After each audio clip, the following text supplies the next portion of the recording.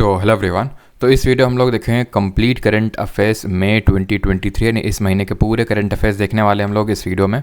और इस बार मैंने करंट अफेयर्स को कैटेगराइज कर रखा है। सबसे पहले नेशनल करंट अफेयर, फिर हमारे डिफेंस, स्पोर्ट्स, स्टेट, इंटरनेशनल, सब कुछ है यहाँ पे कैटेगरी वाइज। और ये जो करंट अफेयर्स का वीडियो है ये सभी SSC exams plus defence exam दोनों के लिए इम्पॉर्टेंट है। अब जो डिफेंस वाले एस्पिरेंट है उनके पर्सपेक्टिव से जो मैंने डिफेंस वाला है उसको उसी हिसाब से रखा है जिस हिसाब से आपके क्वेश्चन आते हैं, चाहे वो सीडीएस हो चाहे सीएपीएफ हो, उसी हिसाब से यहाँ पे मैंने क्वेश्चन रखे हैं। और एसएससी के लिए भी जैसे मिसलेनियस सेक्शन यहाँ पे लास्ट में मैंने ऐड किया है क्योंकि उसमें थोड़े से अपॉइंटमेंट हो गए, इस टाइप के थोड़े से ज़्यादा क्वेश्चन आते हैं। बाकी अगर कहीं पर कुछ ज़्यादा इंपॉर्टेंस की ज़रूरत होगी डिफेंस वाले स्टूडेंट्स को तो वहाँ पर आपको ऐड करता रहूँगा। बाकी तो मुझे नहीं लगता कि यहाँ पर उस तरह से जब मैंने खुद ही नहीं बनाया तो आपको भी अपने माइंड में चीज़ लाने की ज़रूरत नहीं है कि ये डिफेंस के लिए कि एसएससी के लिए आप इसको पूरा करके जाइए। ठीक है, इसमें आपको कंप्लीट करंट अफेयर्स का है और ऐसा नहीं कि कोई बहुत नंबर ऑफ करंट अफेयर्स है। आई थिंक मुश्किल से पूरे 100 भी नहीं है ये करंट अफेयर्स। ठीक है, लेकिन जब आप इनको करंट अफेयर्स को पूरे वीडियो को कंप्लीट कर लोगे then you will understand the value of these quality current affairs. तो चलिए स्टार्ट करते हैं। सबसे पहले नेशनल करंट अफेयर्स है और सबसे पहला हमारा करंट अफेयर्स आता है। तो ये मई के महीने करंट अफेयर्स हैं। सबसे पहले अब इसको नेशनल में रखो फिर किसी में भी, लेकिन ये काफ़ी इंपॉर्टेंट करंट अफेयर है। वर्ल्ड प्रेस फ्रीडम इंडेक्स अभी रिलीज़ किया गया है रिपोर्टर्स विदाउट बॉर्डर्स के द्वारा। इंडिया का रैंक इसमें 161 आया है आउट ऑफ 180 कंट्रीज़। इसमें टॉप 3 जो कंट्रीज़ रही हैं अगेन वही जो हमारी नॉर्डिक कंट्रीज़ हैं, यानी कि नॉर्वे, आयरलैंड, डेनमार्क, यही सब हमारी टॉप पे रहती हैं। Norway, Ireland, Denmark, Sweden, Finland, Switzerland, ये सब हमारी कंट्रीज़ यूजुअली टॉप पे देखने को मिलती हैं बिकॉज इनका जो एरिया है वो काफ़ी कम है और पॉपुलेशन भी काफ़ी कम है। तो इस वजह से ये इन इंडेक्सेस में यूजुअली ज़्यादा परफॉर्म करती हैं और नो रीज़न ये कंट्रीज़ काफ़ी डेवलप्ड भी हैं। तो खैर ये हमारी टॉप पे है नॉर्वे, आयरलैंड और Denmark world press freedom index में। और अगर हम लास्ट 3 में बात करें तो हमारी आती हैं वियतनाम, चाइना और नॉर्थ कोरिया। यहाँ पे आप देख लीजिए इंडिया की रैंक 161 पे और टॉप 3 पे और ये हमारे बॉटम 3 पे। अब यहाँ पे कुछ और एक्स्ट्रा चीज़ें, CAPF 2019 में ये आई थिंक इसमें ये पूछ लिया था कि इसका थीम क्या था। ठीक है, तो थीम यहाँ पे मैं लिख देता हूँ। ये जो प्रेस फ्रीडम इंडेक्स आया था shaping a future of right, ये क्वेश्चन जो है डिफेंस एग्जाम के लिए और सीजीएल टियर 2 के लिए इंपॉर्टेंट हो जाता थोड़ा सा। Shaping a future of right, अगर आप इतना भी याद रखोगे तो भी आपका काम हो जाएगा। बाकी ये इसका एक पार्ट है, पहला पार्ट है। पूरा अगर मैं बात करूँ तो shaping a future of right, freedom of expression as a driver for all other human rights. तो ऐसे ही याद रख सकते हो shaping a future of right और यहाँ पे ह्यूमन राइट। ठीक है, अब ऐसा तो नहीं है कि भाई वो एक वर्ड चेंज करेगा। ठीक है, इतना भी गंदा खेल नहीं खेलता है आपका जो यूपीएससी है। बाकी एसएससी भी इतना वो नहीं पूछेगा आपसे कि एकदम ही कोई एक वर्ड को चेंज कर देगा, बाकी सारी चीज़ें सेम रखेगा। ठीक है, यहाँ से आपको और एक चीज़ याद आनी चाहिए and that is press freedom day हम कब सेलिब्रेट करते हैं। प्रेस फ्रीडम डे, क्योंकि एक्चुअल में जो रिपोर्ट रिलीज़ होती है ना तो ये वर्ल्ड प्रेस फ्रीडम डे को रिपोर्ट रिलीज़ होती है और ये होता है हम सेलिब्रेट करते हैं 3 मई को। 1 मई को आप जानते हैं इंटरनेशनल लेबर डे, 8 मई को हमारा होता है रेड क्रॉस डे और 31 मई को होता है एंटी टोबैको डे। आगे बढ़ते हैं। अंजी घाट ब्रिज इंडिया का पहला केबल स्टेट रेलवे ब्रिज बना है जो जम्मू एंड कश्मीर के कटरा को रियासी सेक्शन से जोड़ेगा। चिनाब ब्रिज से इसको कन्फ्यूज़ नहीं करना है आपको। चिनाब की अगर मैं बात करूँ, ठीक है, कैसे कंफ्यूज नहीं होना है दोनों ब्रिज में ये भी ध्यान से समझिएगा। चिनाब ये वर्ल्ड का हाईएस्ट रेलवे ब्रिज है। ठीक है, वर्ल्ड का हाईएस्ट रेलवे ब्रिज कौन सा? चिनाब रिवर पे जो बना है चिनाब ब्रिज। ये कहाँ पे है? ये भी आपका Reasi district of Jammu and Kashmir में है। ये वर्ल्ड का हाईएस्ट रेलवे ब्रिज है। ये है आपका first cable stayed railway bridge. ये केबल से कनेक्टेड है। अगर आप यूट्यूब पे वीडियोस का देखेंगे तो केबल से ही बंधा हुआ है। ठीक है, काफ़ी सारे इसमें केबल अटैच हैं, उससे ये टिका हुआ है। किसको कनेक्ट कर रहा है? कटरा को रियासी से कनेक्ट कर रहा है। लेकिन चिनाब की बात करें वो रियासी में ही है। क्लियर है? तो ये चीज़ आप समझ गए कि अंजी घाट हमारा केबल स्टेट रेलवे ब्रिज है। और वहीं अगर हम बात करें चिनाब ब्रिज की तो ये हमारा वर्ल्ड का हाईएस्ट रेलवे ब्रिज है और ये किसी भी तरह का केबल स्टेट ब्रिज नहीं है। ठीक है, अगले क्वेश्चन पे आते हैं। और इसमें एक चीज़ और याद रखिएगा कि जो आपका चिनाब ब्रिज है वो सस्पेंशन ब्रिज है और एक तरह का आर्क ब्रिज है वो। ठीक है, इस तरह का अगर आप देखोगे, ठीक है, आर्क की तरह। अगला करंट अफेयर है हमारा 3rd नंबर, right to divorce by supreme court under article 142। तो अभी सुप्रीम कोर्ट की रूलिंग आई है कि अगर किसी कपल को डाइवोर्स लेना है, यानी कि अब एक ऐसी स्टेट में पहुंच चुके हैं कि अब वो इससे आगे बढ़ा ही नहीं सकते हैं अपनी जो मैरिड रिलेशनशिप है उसको, तो उस केस में हिंदू मैरिज एक्ट 1955 क्या बोलता है कि 6 से, जैसे आप आओगे, किसी ट्रिब्यूनल पे आओगे, जाओगे, मतलब कि डाइवोर्स की फाइलिंग करोगे, तो 6 से 8 महीने का, तो ये जो 6 से 8 महीने का टाइम जो है ये अभी कट कर देगा सुप्रीम कोर्ट आर्टिकल 142 का यूज़ करके। अब आर्टिकल 142 को पहले समझ लेते हैं, तब आपको ये बेटर तरीके से समझ में आएगा आर्टिकल 142 बोलता क्या है। Supreme Court in the exercise of its jurisdiction में पास सच डिक्री और make such order as is necessary for doing complete justice in any cause और matter pending before it, and any decree so passed और order so made shall be enforceable through the territory of India. यानी article 142 एक तरह से बोल सकते हैं कि सुप्रीम कोर्ट को ये राइट देता है कि वो किसी भी मामले में, जैसे उसको अगर लग रहा है उसके अंडर में कोई केस है, उसमें कंप्लीट जस्टिस देने के लिए अगर उसको कोई लिमिट अगर क्रॉस भी करनी पड़ रही है तो वो बिल्कुल कर सकता है। एक तरह से अगर लेमैन टर्म्स में बोलें तो ये है आर्टिकल 142, ठीक है। वो कंप्लीट जस्टिस देने के लिए कोई भी ऑर्डर पास कर सकता है और पूरे टेरिटरी, इंडियन टेरिटरी में उस रूल को या फिर उस ऑर्डर को फॉलो किया जाएगा। तो वही सुप्रीम कोर्ट ने बोला है कि अगर कोई रिलेशनशिप को आगे नहीं बढ़ाया जा सकता है, डाइवोर्स लेना है, तो हिंदू मैरिज एक्ट के अकॉर्डिंग जो 6 से 8 महीने का टाइम उसको पूरी तरह से कट कर दिया जाएगा और तुरंत इंस्टेंट आपको डाइवोर्स दिया जाएगा। ये है बस, ज़्यादा और कुछ नहीं है इसमें। 4th नंबर करंट अफेयर पे आते हैं। साइंस 20 कॉन्फ्रेंस को भी ऑर्गेनाइज करवाया गया बंगराम आइलैंड, जो कि लक्षद्वीप में पड़ता है। आपको पता है इंडिया G20 का इस समय होस्ट है। जो 2023 का G20 वो इंडिया होस्ट कर रहा है। इससे पहले बाली इंडोनेशिया में हुआ था और इसका अगला वाला 2024 का ब्राज़ील में होगा। तो ये जो G20 कॉन्फ्रेंसेस के तहत एक आपकी साइंस 20 कॉन्फ्रेंस हुई है, ये हुई है लक्षद्वीप के बंगाराम आइलैंड में। अब लक्षद्वीप के 2 आइलैंड पिछली बार हम लोगों ने जो करंट अफेयर्स किए तो हमने देखा था अक्टूबर 2022 में न्यूज़ में थे, और वो थे हमारे थुंडी और कड़मट बीच, अगर आपको याद हो। ये क्यों न्यूज़ में थे थुंडी और कड़मट बीच? बिकॉज इनको ब्लू फ्लैग सर्टिफिकेशन मिला था। खैर G20 से थोड़ी सी चीज़ें और रिवाइज कर लेते हैं। जैसे इसकी थीम क्या है इस बार की G20 कॉन्फ्रेंस की, तो इस बार की थीम है वन वर्ल्ड, ठीक है, one world, one family, one future, ठीक है। तो ये इस बार का थीम है। और अगर बात करें इसी को हम हिंदी में अगर बोलें तो ये कहलाता है आपका वसुधैव कुटुंबकम, या फिर इस वन वर्ल्ड की जगह वन अर्थ भी, ठीक है। आई थिंक ये वन अर्थ ही है, बिल्कुल, one earth, one family, one future, जिसको कि हम वसुधैव कुटुंबकम भी बोलते हैं। और अगला वाला G20 कॉन्फ्रेंस कहाँ पे होगा ये भी आपको पता होना चाहिए, वो होगा आपको ब्राज़ील में, ठीक है। अगले क्वेश्चन पे आते हैं। 5th number, Indian air force heritage centre, country का पहला एयरफोर्स हेरिटेज सेंटर ये स्थापित किया गया है चंडीगढ़ में। अब ये हेरिटेज सेंटर है क्या? तो एक तरह का म्यूज़ियम है जहाँ पे कुछ एयरक्राफ्ट और कुछ और चीज़ें जो एयरफोर्स से संबंधित है, इंडियन एयरफोर्स से, उनकी एक तरह से प्रदर्शनी है रखी गई है यहाँ पे, और उसी को हम बोल रहे हैं हेरिटेज सेंटर, जो कि चंडीगढ़ में है। 6th नंबर, सक्षम, ये एक तरह का लर्निंग मैनेजमेंट इंफॉर्मेशन सिस्टम है जो कि लॉन्च किया यूनियन हेल्थ मिनिस्ट्री ने। अगर हम बात करें सक्षम की तो एक तरह का, यहाँ पे है कि नहीं, बिल्कुल है, तो एक तरह का एडवांस्ड या फिर एडवांस्ड ऑनलाइन ट्रेनिंग और मेडिकल एजुकेशन देना है जो हेल्थ प्रोफेशनल्स है उनके लिए प्लेटफॉर्म क्रिएट किया गया है। देख सकते हैं, a dedicated and unified platform for providing online training and medical education to all the health professionals. जो हेल्थ इंडस्ट्री में जो लोग काम कर रहे हैं उनके लिए प्रॉपर और ट्रेनिंग और मेडिकल एजुकेशन देने का ये आपका एक तरह से प्लेटफॉर्म है। लर्निंग मैनेजमेंट इंफॉर्मेशन सिस्टम, इसका फुल फॉर्म है स्टिमुलेटिंग एडवांस्ड नॉलेज और फॉर सस्टेनेबल हेल्थ मैनेजमेंट। तो किसने लॉन्च किया सक्षम को? ये यूनियन हेल्थ मिनिस्ट्री ने लॉन्च किया, जो हमारे हेल्थ प्रोफेशनल्स हैं उनको एजुकेट और उनकी ट्रेनिंग के लिए। 7th नंबर का हमारा करंट अफेयर है अस्त्र, artificial intelligence and facial recognition powered solution for telecom SIM subscriber verification. इसको डेवलप किया है डिपार्टमेंट ऑफ टेलीकम्युनिकेशन के द्वारा, और इसमें ये एक्चुअली दावा किया गया है कि यहाँ पे आर्टिफिशियल इंटेलिजेंस का यूज़ करके ये जो फ्रॉडलेंट नंबर होते हैं, ठीक है, उनको ब्लॉक किया जा सकता है। वही फ्रॉडलेंट नंबर जो आपके ये चोरी करते हैं, ठीक है, बैंक अकाउंट साफ़ करते हैं, तो उनको एक तरह से रोकने के लिए, ये सारे फ्रॉड रोकने के लिए अस्त्र जो टूल है उसको डेवलप किया है डिपार्टमेंट ऑफ टेलीकम्युनिकेशन से। तो बस आपको पता होना चाहिए कि भाई सक्षम हेल्थ से संबंधित है, अस्त्र संबंधित है आपका टेलीकम्युनिकेशन से, ठीक है, जिसको डिपार्टमेंट ऑफ टेलीकम्युनिकेशन ने लॉन्च किया है। अगला करंट अफेयर हमारा 8 number, start science and technology awareness training, इसको लॉन्च किया है इसरो ने, an online space science and technology awareness training.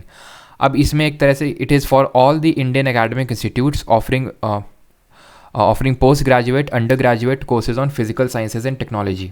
ये सिंपल टर्म्स में अगर बोला जाए तो ये एक तरह का ऑनलाइन ट्रेनिंग प्रोग्राम है जिसमें स्पेस साइंसेज में ट्रेन किया जाएगा अंडर ग्रेजुएट्स और पोस्ट ग्रेजुएट्स को। सिंपल, तो start programme is by the ISRO, space science and technology awareness training, नाम में ही है, ठीक है।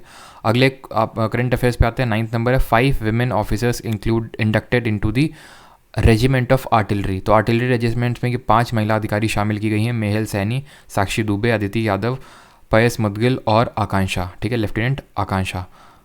इनमें से 3 ऑफिसर्स को LAC जो हमारा बॉर्डर है इंडिया और चाइना का, वहाँ पे पोस्ट किया गया, और 2 ऑफिसर्स को इंडिया और जो पाकिस्तान बॉर्डर है LOC वहाँ पे पोस्ट किया गया है, ठीक है।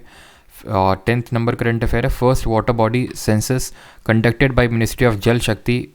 ये पहला जो हमारी जल शक्ति मिनिस्ट्री उसने पहला वाटर बॉडी सेंसस कंडक्ट किया है, और इसमें वेस्ट बंगाल का जो साउथ परगना डिस्ट्रिक्ट है उसमें सबसे ज़्यादा नंबर ऑफ़ वाटर बॉडीज़, यानी कि जैसे लेक्स हो गया, आपकी पॉन्ड्स हो गए, ये सबसे ज़्यादा नंबर ऑफ़ वाटर बॉडीज़ देखने को मिली है कहाँ पे, वेस्ट बंगाल में। अगर आप ध्यान से देखें 7,47,480 नंबर आपको याद बिल्कुल नहीं करना, बस याद रखिए कि पहला हमारा वाटर सेंसस कंडक्ट किया गया है किसके द्वारा, जल शक्ति मिनिस्ट्री के द्वारा, और इसमें वेस्ट बंगाल के साउथ परगना डिस्ट्रिक्ट में सबसे ज़्यादा नंबर ऑफ़ वाटर बॉडीज़ है।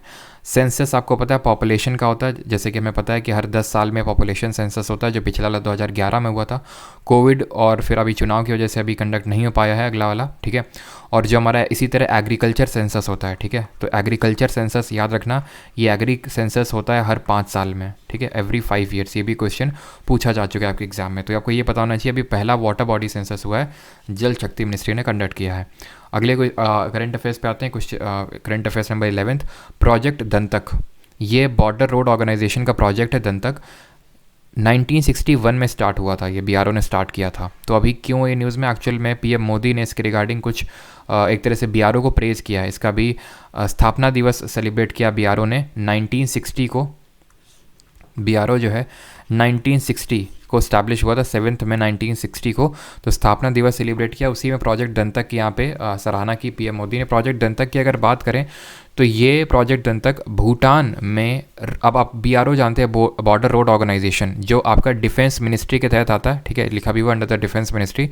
ये जो आपके माउंटेनियस रीजन है वहाँ पे रोड्स वगैरह कंस्ट्रक्ट करने का काम BRO का ही होता है।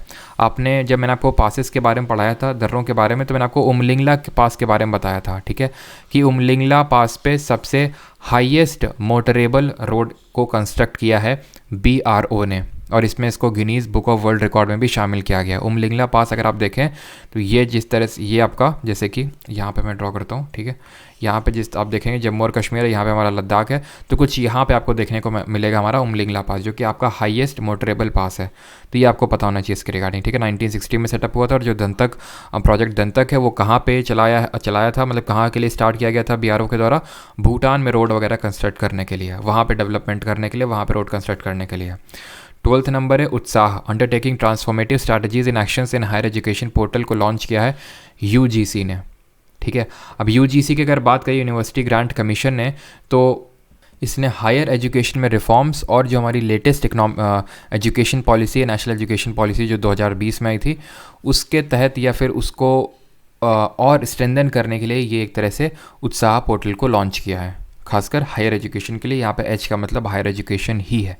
अगर कोई भी यहाँ पे आपको शॉर्ट फॉर्म देखने को मिलता है, मैंने आपको पहले बताया था, उसमें कहीं ना कहीं कुछ ना कुछ छुपा होता है। जैसे यहाँ पे H का मतलब हायर एजुकेशन है, तो उससे आप इसको याद रख सकते हैं। क्वेश्चन नंबर 13 है, मेरी life app launched by which ministry. तो मेरी लाइफ जो है ऐप ये लॉन्च किया मिनिस्ट्री ऑफ एनवायरनमेंट में। क्या है इसमें, तो इसमें एक तरह से क्या क्या आप ऐसे मतलब अपनी जो रोज़मर्रा की ज़िंदगी है उसमें आप क्या ऐसी चीज़ें कर सकते हैं जिससे हम और आगे बढ़ेंगे बेटर एनवायरनमेंट की तरफ, या फिर जो हमारे SDGs हैं, सस्टेनेबल डेवलपमेंट गोल हैं, या फिर सस्टेनेबल लाइफ किस तरह से हम जी सकते हैं अपने डेली हैबिट्स को चेंज करके, वो इसमें मेरी लाइफ ऐप है। मैंने भी देखा था, अभी तक सिर्फ एक ही रिव्यू मिला है। खैर, ये सब ऐप कौन डाउनलोड करता है ना, जो थोड़ा सिंसियर टाइप लोग हैं वही लोग इसको डाउनलोड करेंगे, नहीं बाकी तो सब है ना, टिकटॉक, इंस्टाग्राम में सब। खैर 14th नंबर पे आते हैं, C space, centre for processing accelerated corporate exit, full form इसका, has been established by ministry of corporate affairs. तो जो भी कॉर्पोरेट हैं जो सही परफॉर्म नहीं कर पा रहे हैं, उनको मतलब एक स्मूथ एग्जिट देने के लिए इस पोर्टल को लॉन्च किया गया है, सी पेस, या फिर एक तरह का ये बिल्कुल आप वही बोल सकते हो कि एक सेंटर है जिसको कि Indian institute of corporate affairs, जो कि आपका मिनिस्ट्री ऑफ कॉर्पोरेट अफेयर्स के तहत आता है, जिसने स्टैब्लिश किया है फॉर द कॉर्पोरेट एग्जिट। अगले करंट अफेयर पे आते हैं 15th, very very important, Kuki और मेटी ट्राइब किस स्टेट से बिलोंग करती है, मणिपुर से। अब आप जानते हैं क्यों, क्वेश्चन आपसे पूछा जा सकता है, बिकॉज कुकीज़ और मेटीज़ के बीच में अभी बहुत ज़्यादा टसल हुआ, राइट्स हुए मणिपुर में, जिसकी वजह से बहुत सारे लोगों की डेथ हुई, तकरीबन 60-70 लोगों की डेथ हुई। और अभी आई थिंक कल का ही न्यूज़ है जहाँ पे यहाँ पे कुछ जो हमारी आर्म फोर्सेज हैं उन्होंने यहाँ पे एक्शन चलाया, जिसके तहत कुकी ट्राइब के कुकी जोमी एक ग्रुप होता है कुकी जोमी, उसके तकरीबन आई थिंक 40 एक तरह से टेररिस्ट को मारा गया वहाँ पे। अब इसका ये हुआ क्यों, वो भी थोड़ा सा इसका बैकग्राउंड समझ लेते हैं। तो मणिपुर में मेटी जो ट्राइब है वो डोमिनेंट ट्राइब है। एक तरह से इसको ट्राइब बोलना तो सही नहीं रहेगा, एक मेटी कम्युनिटी बोलना सही रहेगा, बिकॉज ये तकरीबन 50% या फिर सब बोले, ये अगर बोलना ठीक रहेगा कि सबसे ज़्यादा अगर कोई कम्युनिटी मिलती है मणिपुर में देखने को तो मेटी है, ठीक है। अब यहाँ पे मणिपुर हाई कोर्ट का एक तरह से रूलिंग आया और उसने ये बोला कि मेटी को एसटी का दर्जा दिया जाए, तो इससे जो बाकी कम्युनिटीज़ हैं, बाकी ट्राइब्स हैं जैसे कुकी, वो उनको बहुत हर्ट हुआ और वो इसका विरोध करने लगे।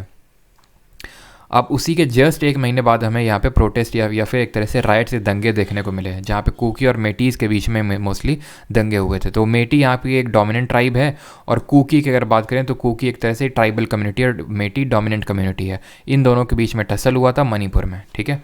अगले क्वेश्चन पे आते हैं और यहाँ से आपसे हो सकता है कि आफ्सपा के बारे में भी पूछ सकता है यहाँ से, ठीक है।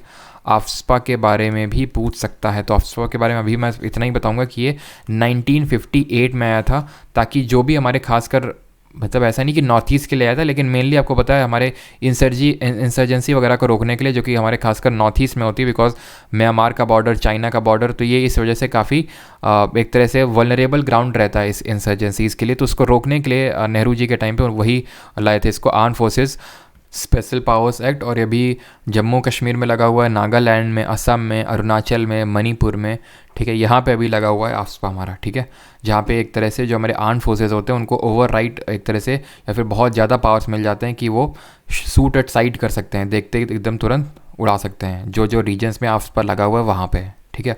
और उनके खिलाफ उतने ज़्यादा एक्शंस नहीं लिए जाते हैं। तो ये ज़रूरी भी एक तरह से देखा जाए, लेकिन इसको हटाने की मांग उठती रहती है कि भाई अब इसकी ज़रूरत नहीं है। तो कई जगहों से जहाँ इसकी ज़रूरत नहीं लगती है तो गवर्नमेंट ये हटा लेती है। खैर, अब बस हमें ये पता होना चाहिए कि मणिपुर में है अभी आफ्सपा, ठीक है।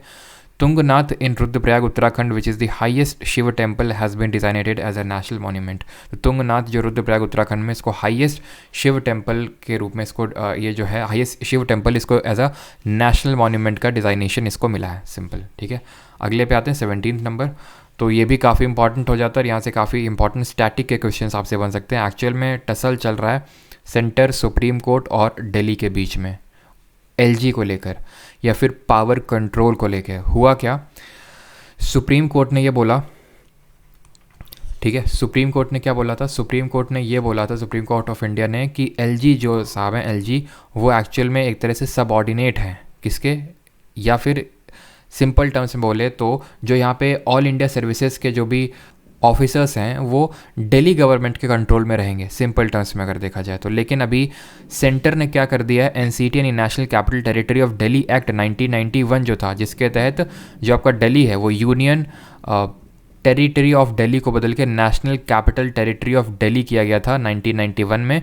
और जहाँ पे हमारे कुछ आर्टिकल्स भी इंट्रोड्यूस हुए थे, यानी आर्टिकल्स के बारे में पता होना चाहिए, 239AA और 239AB, ठीक है। 239AA ने बोला था कि there should be a legislative assembly, यानी कि नेशनल कैपिटल टेरिटरी में एक लेजिस्लेटिव असेंबली होनी चाहिए। यहाँ पे एक लेफ्टिनेंट गवर्नर होगा जो कि पूरी तरह से काउंसिल ऑफ मिनिस्टर को मतलब काउंसिल ऑफ मिनिस्टर की एडवाइस पे काम करेगा। और ये जो आपका AB है 239AB, ये आर्टिकल ये बोलता है कि प्रेसिडेंट जो है, यहाँ पर मैं लिख देता हूँ, president may by order suspend, ठीक है, suspend the operation of any provision of article 239AA, suspend the operation of any provision of 239AA, ठीक है। और यहीं से आपको याद आना चाहिए 69th अमेंडमेंट, जिसके तहत ये किया गया था।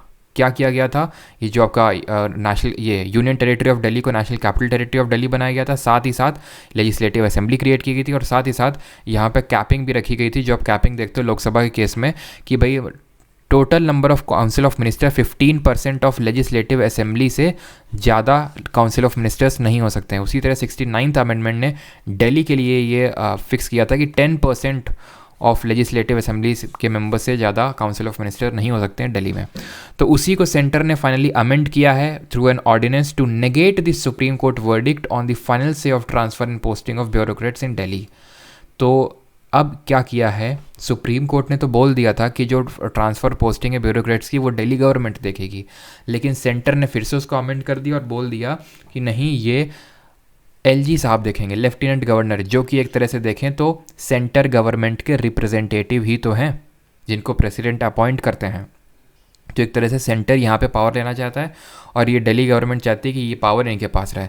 सेंटर का लॉजिक ये है कि अगर दिल्ली में कुछ भी होता है, कुछ भी लॉ एंड ऑर्डर से रिलेटेड कुछ भी अगर ऐसा कुछ घट जाता है तो वो सिर्फ दिल्ली में नहीं हो रहा है, वो पूरे इंडिया की कैपिटल में हो रहा है। तो इसलिए वहाँ पे इतने ज़्यादा ओवरराइडिंग पावर नहीं दिए जा सकते हैं, वो सेंटर को ही अपने पास रखने पड़ेंगे। ये लॉजिक है सेंटर का वहाँ पे।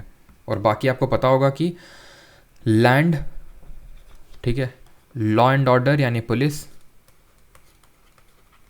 और आपको यही ये तीनों, ठीक है, एक लैंड हो गया, एक पुलिस हो गया और एक हो जाएगा आपका लॉ एंड ऑर्डर, या फिर आप उसको पब्लिक ऑर्डर भी बोल सकते हैं। ठीक है, तो तीन चीज़ें जो है सेंटर के कंट्रोल में रहती हैं। अब ऑर्डिनेंस, आपको ये थोड़ा सा रिकॉल आना चाहिए कि ऑर्डिनेंस किसके पास पावर होता है ऑर्डिनेंस इशू करने का। तो ऑर्डिनेंस होता क्या है, एक तरह का टेम्प्रेरी लॉ होता है। ठीक है, जब भी हमारा लेजिस्लेटिव असेंबली, अगर हम सेंटर की बात करें, ठीक है, तो सेंट्रल गवर्नमेंट के बीच में कोई नया नहीं है। हमने Keshavananda Bharati case, Golaknath case, 24th amendment, ये सब हम लोगों ने पढ़ रखा है, या फिर अभी नहीं पढ़ा है। अगर बात करूँ मैं CDS CAPF के लिए, वो भी हम जब पॉलिटी स्टार्ट करेंगे तो पढ़ेंगे। ठीक है, बाकी सुप्रीम कोर्ट के और जैसे कि अभी हमने पढ़ा था आर्टिकल 142 के बारे में, सुप्रीम कोर्ट का ऐसा आर्टिकल 131 है जो बात करता है सुप्रीम कोर्ट के ओरिजिनल जुरिस्डिक्शन, जहाँ पे वो सेंटर और स्टेट के बीच की लड़ाई को सुलझाता है। लेकिन यहाँ पे तो सुप्रीम कोर्ट और सेंटर के बीच की ही लड़ाई है। ठीक है, ऐसे ही आर्टिकल 143 आपका, जहाँ पे सुप्रीम कोर्ट का एडवाइजरी जुरिस्डिक्शन है, जहाँ प्रेसिडेंट हमारा सुप्रीम कोर्ट के पास जाता है एडवाइस लेने के लिए ऑन 2 मैटर्स। ठीक है, वो हम बाकी सब पॉलिटी में पढ़ेंगे। 18th नंबर पे आते हैं पोषण भी, पढ़ाई भी। इसको किसने लॉन्च किया, ministry of women and child development ने लॉन्च किया है। अर्ली चाइल्डहुड केयर और एजुकेशन प्रोग्राम है अंडर मिशन सक्षम आंगनवाड़ी और पोषण 2.0 के तहत इसको लॉन्च किया गया। पोषण भी, पढ़ाई भी bye ministry of women and child development. तो जो आंगनवाड़ी में बच्चे आते हैं उनको एक तरह से अच्छा पोषण और साथ ही साथ उनको अच्छी शिक्षा देना, ये टारगेट है इसके तहत पोषण भी और पढ़ाई भी, ministry of women and child development. कौन अभी हमारी minister of women and child development, ये आप कमेंट में बताएंगे। 75 रुपये का सिक्का लॉन्च किया गया है नई पार्लियामेंट के इनाग्रेशन पे। ठीक है, 75 रुपये का ही क्यों लॉन्च किया गया, बिकॉज आपको पता है कि we have completed the 75 years of independence last year, तो इसीलिए हमने 75 रुपये का सिक्का लॉन्च किया। लेकिन ये मत सोचिएगा कि 75 रुपये का सिक्का आपके पास भी आएगा, तो बिल्कुल नहीं आएगा। क्यों, क्योंकि गवर्नमेंट ने सिर्फ ये कॉमेमोरेट करने के लिए न्यू पार्लियामेंट बिल्डिंग को ये सिर्फ लॉन्च किया, और ये एक्चुअल में अगर आ गया ना किसी के पास तो कोई देगा ही नहीं, इसको यूज़ करेगा ही नहीं। क्यों, क्योंकि एक्चुअल में ये सिल्वर का बना हुआ है। ठीक है, सिल्वर कॉइन है और इसकी जो एक्चुअल वर्थ है ना वो तकरीबन 150 रुपये है। तो 75 रुपये का सिक्का खुद 150 रुपये का है, तो कोई सिक्का क्यों देगा। ठीक है, वो अपने पास उस चांदी को नहीं बेचेगा बजाय उस सिक्के को यूज़ करने का। तो ये कोई वही नहीं कि आपके पास आएगा। आई थिंक इसमें कुछ गवर्नमेंट की वेबसाइट है जिससे कि आप कुछ पैसे वैसे दे के मंगा सकते हो, है ना, ऐसा कुछ है। बाकी तो ये जनरल जनता के लिए सर्कुलेशन में नहीं आएगा। ठीक है, 20th नंबर पे आते हैं। अब जो हमारी नई पार्लियामेंट बिल्डिंग बनी उसके रिगार्डिंग कुछ फैक्ट्स देखते हैं। ठीक है, Sengol to be installed in new parliament building, it gets its name from the Tamil word semmai meaning righteousness. अब अगर थोड़ा सा यहाँ पे पहले बात कर लेते हैं जो हमारी नई पार्लियामेंट बिल्डिंग बनी है, तो ये सेंट्रल विस्ता प्रोजेक्ट के तहत बनी है जो, और इसके डिज़ाइनर कौन थे। ठीक है, डिज़ाइनर, तो जो हमारी पुरानी पार्लियामेंट बिल्डिंग है वो तकरीबन 10 डेकेड ईयर्स अगो पहले बनी थी। उसके डिज़ाइनर थे एडविन लुटियंस। ठीक है, एडविन लुटियंस और हर्बर्ट बेकर। लेकिन इसके हैं हमारे बिमल पटेल। ठीक है, बिमल पटेल, टाटा कंपनी ने इसको बनाया है under central vista project. Central vista project जो आपका पूरा ये रायसीना हिल्स में जितने भी हमारे गवर्नमेंट बिल्डिंग्स हैं उनको या फिर उनको ट्रांसफॉर्म करने का ये पूरा सेंट्रल विस्ता प्रोजेक्ट है, जिसके तहत सबसे जो बड़ा प्रोजेक्ट था दैट वाज आपका पार्लियामेंट बिल्डिंग, जो पूरा पार्लियामेंट कॉम्प्लेक्स है इसको पूरा नया पार्लियामेंट कॉम्प्लेक्स बनाना। इसमें जो टोटल अमाउंट लगा है वो तकरीबन पार्लियामेंट बिल्डिंग बनाने में 836 करोड़ रुपये लगे हैं। ठीक है, और अगर हम बात करें टोटल जो सेंट्रल विस्ता प्रोजेक्ट है इसके लिए एस्टिमेट रखा गया है 20,000 करोड़ रुपए का सेंट्रल विस्ता प्रोजेक्ट के लिए। ठीक है, और ये सेंगोल है, आपने इसको ज़रूर देखा होगा, है ना, न्यूज़ में। तो इस तरह का ये स्ट्रक्चर है जैसे आप अपनी स्क्रीन पे देख पा रहे हैं। ठीक है, थोड़ा डंडा टाइप है नीचे, और यहाँ पे जैसा आप देख पा रहे हैं और ऊपर नंदी जी स्थापित हैं। अब इसको क्यों ये इस सेंगोल को यहाँ पे स्थापित किया गया, जो हमारे लोकसभा के स्पीकर होंगे उनके बगल में ही ये स्थापित किया गया है, वहीं पे ये रखा रहेगा ग्लास के अंदर, ग्लास केस के अंदर। तो एक्चुअल में रिप्रेजेंट करता है ट्रांसफ़र ऑफ पावर को, ट्रांसफ़र ऑफ पावर। तो जब हमारा इंडिया आज़ाद हो रहा था तब बात आई थी कि भाई ट्रांसफ़र ऑफ पावर का क्या रिप्रेजेंटेशन क्या होगा, ठीक है। तो सी राजगोपालाचारी ने ये फिर नेहरू जी से बात कही थी कि चोलास के टाइम पे ऐसा होता था कि जब राजा जीतता था तो उसको सेंगोल देते थे, जो वहाँ पे प्रीस्ट्स वगैरह होते थे, ठीक है। तो वही वहाँ पे पूरा रिचुअल हुआ था। मद्रास से, तमिलनाडु से बुलाए गए थे कुछ प्रीस्ट और उन्होंने सबसे पहले ये माउंट बैटन को दिया, फिर माउंट बैटन ने as a transfer of power ये दिया जवाहरलाल नेहरू को, फिर जवाहरलाल नेहरू के बाद उनके पास था और उनके घर में वो जो है ये रखा था, और वो अभी अब वो एक म्यूज़ियम के रूप में तब्दील हो चुका है। तो वहाँ से उठा के इसको अब यहाँ पे इंस्टॉल किया गया है सेंगोल को, ठीक है। ये चोलास को रिप्रेजेंट करता है एक तरह से, वहाँ से ये लिया गया है और इसका मतलब होता है सेम्मई विच मीन्स राइचियसनेस, ठीक है। आगे बढ़ते हैं। और हाँ, लोकसभा की जो आपकी लोकसभा बिल्डिंग है वो आपको पता होना चाहिए, that is built on peacock theme, और जो राज्यसभा है वो आपकी लोटस थीम पे बनी है पूरी हमारी बिल्डिंग। अगले, और ये आपकी नई पार्लियामेंट बिल्डिंग है, ठीक है। अगले क्वेश्चन पे आते हैं। 21st थर्ड फिपिक यानी forum for India Pacific island cooperation, ये समिट हुआ है at Papua and New Guinea, और इसका ये तीसरा कॉन्फ्रेंस है। तीसरा कॉन्फ्रेंस एक्चुअल में इसका जो सेकेंड नंबर का कॉन्फ्रेंस हुआ था ना वो 2015 में हुआ था, तो आप समझ सकते हैं काफ़ी लंबे अंतराल के बाद हुआ है। अब ये क्यों समिट हुआ है, पापुआ न्यू गिनिया कहाँ पे है, तो थोड़ा सा आपको पता होना चाहिए। Forum for India Pacific island cooperation, तो इंडिया स्टैब्लिश करना चाहता है उन आइलैंड कंट्रीज़ के साथ रिलेशन जो ईस्टर्न पैसिफिक में लोकेटेड है, जैसे फिजी हो गया, पापुआ न्यू गिनिया हो गया, छोटे छोटे ऐसे 14 आइलैंड हमारे नेशंस को टारगेट किया है इंडिया ने, और वहाँ पे ये फिपिक हम कॉन्फ्रेंस को ऑर्गेनाइज़ करते हैं। जो दूसरी वाली इंडिया में हुई थी, पहली फिजी में हुई थी, दूसरी इंडिया में हुई थी, और तीसरी हो रही है अभी पापुआ न्यू गिनिया में, जो कि हो चुकी है। तो इसी को देखते हुए अभी हम आगे देखेंगे कि पापुआ न्यू गिनिया और फिजी ने वहाँ का जो हाईएस्ट सिविलियन अवार्ड है वो मोदी जी को दिया है, ठीक है। तो ये पता होना चाहिए। थर्ड फिपिक समिट जो है पापुआ न्यू गिनिया में हुआ है। 22nd नंबर है समर्थ कैंपेन, ये लॉन्च किया है गिरिराज सिंह, जो कि आपके ministry of Panchayati Raj and rural development है, to promote digital transaction in rural areas. ये इन्होंने समर्थ कैंपेन को लॉन्च किया ताकि रूरल एरियाज़ में डिजिटल ट्रांजैक्शन को प्रमोट कर सकें। अब समर्थ कैंपेन को आपको समर्थ स्कीम से कंफ्यूज नहीं करना है, क्योंकि समर्थ स्कीम भी कुछ टाइम पहले न्यूज़ में थी। तो जो समर्थ स्कीम है ना वो आपकी टेक्सटाइल सेक्टर के लिए है। किसके लिए? टेक्सटाइल सेक्टर के लिए है। और अगर हम बात करें, ये जो आप अपनी स्क्रीन पे देख पा रहे हैं समर्थ कैंपेन, ये डिजिटल ट्रांजैक्शन को बढ़ावा देने के लिए रूरल एरियाज़ में आयुष मिनिस्ट्री और मिनिस्ट्री ऑफ माइनॉरिटी अफेयर्स ने कोलैबोरेट किया है फॉर द डेवलपमेंट ऑफ यूनानी मेडिसिन। यूनानी मेडिसिन के डेवलपमेंट के लिए आयुष मिनिस्ट्री और मिनिस्ट्री ऑफ माइनॉरिटी अफेयर्स ने कोलैबोरेशन किया। यूनानी मेडिसिन एक तरह की एंशिएंट एक तरह से मेडिसिन है जो कि जिसका ओरिजिन इस्लाम धर्म से देखने को मिलता है। ये इसमें कुछ हर्ब्स वगैरह होते हैं जिसको यूज़ किया जाता है यूनानी में और डिजीज़ को ट्रीट करने के लिए। बस आपको इतना पता होना चाहिए कि इन दो मिनिस्ट्रीज़ ने यहाँ पे कोलैबोरेशन किया है, आयुष मिनिस्ट्री और मिनिस्ट्री ऑफ माइनॉरिटी अफेयर्स ने। अगले करंट अफेयर्स पे आते हैं। 24th नेप सारथी प्रोग्राम को लॉन्च किया है UGC ने फॉर ट्रांसफॉर्मिंग हायर एजुकेशन, ठीक है। UGC's new initiative a student ambassador for academic reforms in transforming higher education, ये लॉन्च किया है UGC ने। अभी हमने उत्साह भी देखा तो जो UGC ने लॉन्च किया था, और ये भी आपका जो है नेशनल जॉब की एजुकेशन पॉलिसी है उसको प्रमोट करने के लिए सारथी प्रोग्राम लॉन्च किया UGC ने। अब आते हैं डिफेंस करंट अफेयर्स पे, ठीक है। तो पहला हमारा यहाँ पे डिफेंस करंट अफेयर, एकता एवं श्रद्धांजलि अभियान, ये बॉर्डर रोड ऑर्गेनाइजेशन ने चलाया है। एक तरह से जो भी मार्टायर्स हैं बॉर्डर रोड ऑर्गेनाइजेशन के, जिसने अभी स्थापना दिवस अपना सेलिब्रेट किया है, उसमें इसके जो भी जिन्होंने श्रद्धांजलि दी है BRO के जो भी पर्सनल्स थे, उनके लिए एकता एवं श्रद्धांजलि अभियान ऑर्गेनाइज करवाया गया BRO के द्वारा। 26 पे आते हैं Shivangi Singh to participate in exercise Orion in France.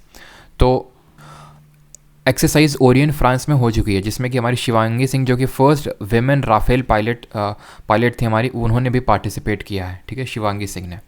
अगले पे आते हैं 27th indigenously built air droppable container ADC-150 successfully tested from IL-38SD aircraft by DRDO।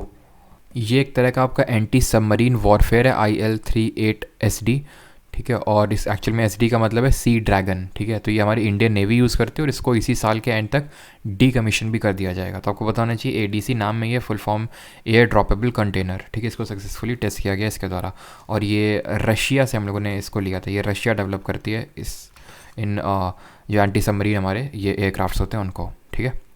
अगले पे आते हैं 28 पे, India to hand over a fast patrol vessel and landing craft assault ship to Maldives. तो मालदीव्स को इंडिया एक fast patrol vessel और साथ ही साथ एक लैंडिंग क्राफ्ट असॉल्ट भी हैंडल करने वाला है। तो एक तरह का ये कोस्ट गार्ड का शिप है, इसका नाम है हुरावी, ठीक है, याद रखिएगा, हुरावी नाम है इसका। और ये एक coast guard, Indian coast guard का शिप है जिसको हैंडल करने वाला है या फिर हैंडल कर दिया है मालदीव्स को, ठीक है। अगले करंट अफेयर पे आते हैं, INS Kavaratti to participate in the Samudra Shakti exercise to be held in Indonesia. तो आपको ही पता है कि जो समुद्र शक्ति एक्सरसाइज है वो इंडियन नेवी और इंडोनेशिया की जो नेवी है वो आपस में करती हैं, और इसमें हमारी INS कावरटी पार्टिसिपेट करने वाली है और एक्सरसाइज हमारी इंडोनेशिया में होने वाली है, ठीक है। अगले पे आते हैं, कुछ 30th नंबर करंट अफेयर है, kilo class submarine INS Sindhu Ratna reaches India after a major refit in Russia. तो इसमें कुछ दिक्कतें आ गई थी, खराबी आ गई थी। एक आपकी रशियन सबमरीन है जिसको कि रशिया भेजा गया था ताकि इसमें कुछ जो भी चेंजेस की ज़रूरत है, जो भी इसको सुधार की ज़रूरत है, क्योंकि काफ़ी टाइम से सही परफॉर्म कर नहीं पा रही थी, जिसकी वजह से हमारे कुछ नेवल ऑफिसर्स की डेथ भी हो गई थी एक टाइम पहले। तो इसी वजह से इसको रिफिट के लिए भेजा गया था रशिया में, और अभी ये फाइनली रीच कर चुकी है सिंधु रत्ना, INS सिंधु रत्ना। अभी इस वजह से भी थोड़ा इंपॉर्टेंट हो जाता है बिकॉज इसको बीच में काफ़ी टाइम बाद रीच करी है, मतलब जितने टाइम में बहुत पहले रीच कर जाना चाहिए था। उसका रीज़न ये है कि जो रशिया यूक्रेन की वॉर की वजह से वहाँ पे उतने ज़्यादा क्लियरेंसेस मिल नहीं पा रहे थे, और इसी वजह से जो पोर्ट्स ऑफ कॉल होते हैं वहाँ पे रुक रुक के काफ़ी है। पोर्ट्स ऑफ कॉल क्या होते हैं? वो पोर्ट्स होते हैं जहाँ पे एक तरह से रिफ्यूलिंग वगैरह होती है, जैसे हमारे जो शिप्स वगैरह हैं तो उनकी रिफ्यूलिंग के लिए जो पोर्ट्स बनाए जाते हैं वो पोर्ट्स ऑफ कॉल्स होते हैं। तो जैसे फॉर एग्जांपल हमारे इंडिया में भी कुछ पोर्ट्स ऑफ कॉल होंगे जहाँ पे न सिर्फ हमारी इंडियन शिप्स और सबमरीन्स बल्कि कहीं दूसरे देश के भी आती हैं तो वो उसको यूज़ कर सकती हैं वो, ठीक है। जिस तरह इसने यूज़ किया, जैसे फ्रांस वगैरह का इसने यूज़ किया था INS सिंधु रत्ना ने, ठीक है। तो ये Russian type diesel electric submarine है, इस चीज़ को याद रखिएगा। ये एक तरह की डीजल इलेक्ट्रिक सबमरीन है। सबमरीन मतलब वो पानी के अंदर चलती है। It is a Sindhu Ghosh class submarine, ये भी आपको याद रखना है। अगले करंट अफेयर पे आते हैं, ये आई थिंक 30 के बाद फिर 30 हो गया, कोई नहीं। अल मोहद अल हिंदी एक्सरसाइज ये हुई है इंडिया और सऊदी अरेबिया के बीच में। INS तरकश और INS सुभद्रा ने इसमें पार्टिसिपेट किया है। ये भी आपकी एक नेवल एक्सरसाइज है। अल मोहद अल हिंदी, इंडिया से हिंदी हो गया और मोहद से हो गया आपका सऊदी अरेबिया, ठीक है। याद रखिएगा UAE पक्का ऑप्शन में देगा, जहाँ पे सऊदी अरेबिया होता है ना तो वहाँ पे UAE पक्का ऑप्शन में रखता है वो। तो इस वजह से UAE और सऊदी अरेबिया में कंफ्यूज नहीं होना है। ये आपकी अल मोहद अल हिंदी इंडिया और सऊदी अरेबिया के बीच में, और तरकश और INS सुभद्रा ने इसमें पार्टिसिपेट किया है। INS सतपुरा और INS दिल्ली ने पार्टिसिपेट किया आसियान इंडिया मैरीटाइम एक्सरसाइज, इसको एम नाम से जाना जाता है। ASEAN India maritime exercise, very important. AIME exercise India और जो आसियान कंट्रीज़ हैं उनके बीच में। सिंगापुर, अभी हम आसियान कंट्रीज़ को भी देखेंगे कि कौन कौन सी हमारी आसियान कंट्रीज़ और उसको याद कैसे रखना है। तो ये हमारी सिंगापुर में एक्सरसाइज हुई और उसमें INS सतपुरा और INS दिल्ली ने इसमें पार्टिसिपेट किया है। अगले क्वेश्चन पे आते हैं। अब हमारे आती हैं स्टेट न्यूज़, यहाँ से स्टार्ट होती है, और पहली स्टेट न्यूज़ है हमारा, India's first international multi modal logistic park को सेटअप किया गया असम के जोगी गोफा में। भारत का पहला मल्टी मॉडल लॉजिस्टिक पार्क है, पूरी तरह से अभी बना नहीं है, अभी कंस्ट्रक्शन स्टेज में है, लेकिन जब बन के तैयार हो जाएगा तो it will be the India's first international multi modal logistic park. अगले करंट अफेयर पे आते हैं 33rd नंबर, दौकी लैंड पोर्ट बनाया गया मेघालय में। ये इसलिए बनाया गया ताकि बांग्लादेश से हमारी कनेक्टिविटी और बेहतर हो सके और ट्रेड और कॉमर्स और बेटर हो सके इंडिया और बांग्लादेश। तो ये एक तरह से बांग्लादेश का जो बॉर्डर है वहीं पे इसको सेटअप किया गया है, ठीक है, बांग्लादेश के बॉर्डर पे, मतलब मेघालय बांग्लादेश बॉर्डर में, और ताकि ट्रेड और कॉमर्स हमारा बढ़ सके बांग्लादेश के साथ। तो Dawki land port in Meghalaya. 34th है हमारा, लिथियम रिजर्व्स मिले हैं यहाँ पे, रियासी डिस्ट्रिक्ट में मिले थे पहले, आपने न्यूज़ सुना होगा, रियासी डिस्ट्रिक्ट में मिले थे जम्मू कश्मीर में, और अभी फिर से और बहुत सारी क्वांटिटी में मिला है देखने को देगाना राजस्थान में, जो कि पड़ता है नागौर डिस्ट्रिक्ट में, ठीक है, वही नागौर डिस्ट्रिक्ट जहाँ पे आपका सबसे पहले पंचायती राज सिस्टम को लागू किया गया था 2 अक्टूबर 1959 को। तो वहीं पे लिथियम रिजर्व्स देखने को मिले हैं देगाना राजस्थान में, largest lithium reserves in India. और अगर ये मतलब इतना सारा लिथियम अगर एक्चुअल में निकल आता है रियासी डिस्ट्रिक्ट में जब मिला था और यहाँ पे, तो इंडिया की ऑलमोस्ट पूरी या फिर तकरीबन 80% तक डिमांड पूरी फुलफिल हो सकती है। और lithium is very important considering the present scenario, जहाँ पे इलेक्ट्रिक व्हीकल यानी जो हमारी ईवी व्हीकल्स होती हैं उनकी जो बैटरीज होती है उनमें बहुत इसका यूज़ है, ठीक है, लिथियम आयन बैटरीज़ का, ठीक है। तो इसलिए लिथियम को हम वाइट गोल्ड का नाम से भी जानते हैं, बिकॉज ये वाइट कलर का होता है। और क्योंकि ये प्रेजेंट डे सिनारियो में जहाँ पे ईवीज़ का इतना प्रचलन है, तो इसी वजह से इसको हम वाइट गोल्ड के नाम से जानते हैं। लिथियम का एटॉमिक नंबर की अगर बात करें 3 होता है। और अगर हिल्स पूछ ले कि कौन से हिल्स में मिली हैं, तो ये रेवान हिल्स हैं, ठीक है, रेवान हिल्स पड़ती हैं राजस्थान में, वहाँ पे ये मिला है लिथियम। अगले करंट अफेयर पे आते हैं 35th, यूपी का पहला फार्मा पार्क सेटअप हुआ ललितपुर में। 36 पे आते हैं, Wayanad district of Kerala becomes the first ODF plus district. Kerala का वायनाड जिला पहला ODF प्लस जिला बना है। अब ODF मतलब ओपन डेफिकेशन फ्री प्लस। अब ये प्लस का मतलब हो गया एक तरह से जब कोई एक पर्टिकुलर डिस्ट्रिक्ट या फिर पर्टिकुलर जगह ODF का स्टेटस मेंटेन करके रखता है for a certain period of time, और साथ ही साथ वो सॉलिड और लिक्विड वेस्ट मैनेजमेंट के लिए भी काफ़ी सारे बंदोबस्त करता है, तो उसको ODF प्लस का यहाँ पे टैग मिलता है।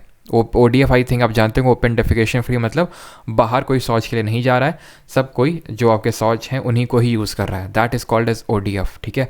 और केरल का जो वायनाड डिस्ट्रिक्ट है वो पहला बना district, the first district to get the ODF plus status. और वायनाड ही हमारा, हमने पहले भी करंट अफेयर में देखा था कि हमारा पहला डिस्ट्रिक्ट है जो कि इंडिया में, जिसने कि ट्राइबल्स को बेसिक जो डॉक्यूमेंट्स हैं जैसे राशन कार्ड वगैरह ये सारी चीज़ें ऑफर करी हैं वायनाड डिस्ट्रिक्ट। और केरला का ही कोलम डिस्ट्रिक्ट हमारा बना था फर्स्ट कॉन्स्टिट्यूशनली लिटरेट डिस्ट्रिक्ट भी।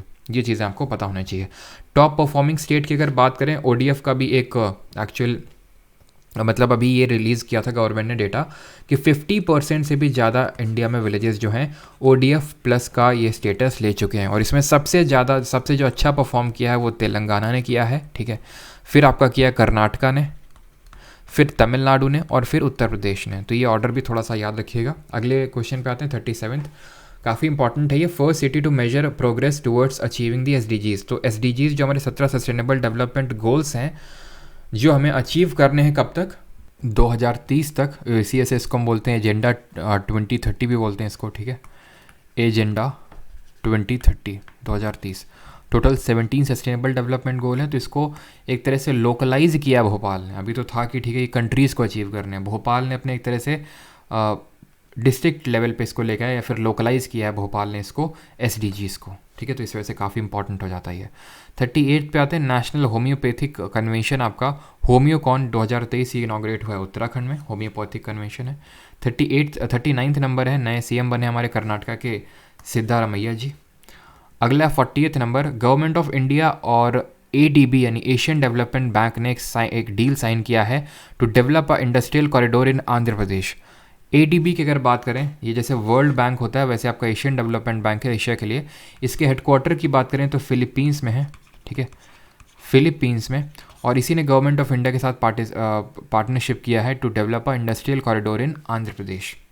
अगले क्वेश्चन पे आते हैं 41st, गीता कर्मिकुला भीमा, ये एक तरह की इंश्योरेंस स्कीम लॉन्च करी है तेलंगाना ने। जो भी टॉडी टैपर्स हैं यानी जो भी ताड़ी निकालते हैं, ये आप देख पा रहे होंगे, इस तरह के आपने ज़रूर देखे होंगे, तो इनको काफ़ी ज़्यादा डेंजर रहता है, खतरा रहता है डेथ तक का, क्योंकि ये जो पेड़ होते हैं बहुत लंबे होते हैं और अगर यहाँ से गिरे तो बहुत ज़्यादा चांसेस रहते हैं कि डेथ हो जाएगी। तो इसीलिए यहाँ की जो स्टेट गवर्नमेंट है तेलंगाना की, वहाँ ने एक स्कीम लॉन्च की है, जैसे कि राइतु बीमा स्कीम लॉन्च की थी, उसी तरह यहाँ पे गीता कर्मिकुला भीमा स्कीम लॉन्च की तेलंगाना गवर्नमेंट ने for it is a insurance scheme for the toddy tapers, ठीक है। बाकी इसमें उतनी ज़्यादा आपको डिटेल्स में नहीं जाना है। 42nd पे आते हैं, Kerala has become the first state to be totally governed. Kerala पूरी तरह से शासित होने वाला पहला राज्य बन गया, यानी कि कोई पेपर वगैरह का यूज़ नहीं होगा, पूरी तरह से जो गवर्नेंस होगा वो इलेक्ट्रॉनिक माध्यम से होगा, that's why the keyword here. तो ये पहला राज्य बना है Kerala. 43rd, Maharashtra government launches शासन अप्लायदारी। महाराष्ट्र सरकार ने ये अप्लायदारी को लॉन्च किया। ये है क्या? तो ये एक तरह से जो भी गवर्नमेंट स्कीम्स हैं, ठीक है, जो भी महाराष्ट्र सरकार की जो भी गवर्नमेंट स्कीम्स हैं या फिर जो भी सर्विसेज हैं, तो उसको सिटीज़न के डोर स्टेप तक लेके जाना, वो है शासन अल्पेदारी को लॉन्च किया है। मतलब कि जो भी एक्चुअल में महाराष्ट्र गवर्नमेंट स्कीम दे रही, सर्विसेज प्रोवाइड कर रही, तो वो सब तक जन जन तक पहुँचे, उसके लिए ये लॉन्च किया गया है। अगले, और ये आप जानते हैं कि एकनाथ शिंदे यहाँ के चीफ मिनिस्टर हैं, deputy chief minister Devendra Fadnavis हैं। अब आते हैं अपने इंटरनेशनल न्यूज़ की तरफ। पहला है आपका first ever border haat Sylhet Bholaganj में ऑर्गेनाइज किया गया। What is border haat, what is haat? तो जहाँ पे एक तरह की मार्केट लगती है, लोकल मार्केट लगती है, उसको हाट बोलते हैं। और ये बॉर्डर हाट ऑर्गेनाइज करी गई है पहली सिलहेट, इंडिया बांग्लादेश के बॉर्डर पे भोलागंज में, ठीक है। अगले करंट अफेयर पे आते हैं 45th। तो पीएम मोदी को फ्रांस ने इनवाइट किया अपनी बैस्टाइल डे परेड में। अभी बैस्टाइल डे परेड है क्या? तो बैस्टाइल डे एक्चुअल में ये सिंबल है फ्रेंच रेवोल्यूशन का। बैस्टाइल एक फोर्ट था फ्रांस में जहाँ से फ्रेंच रेवोल्यूशन चालू हुआ था, ठीक है।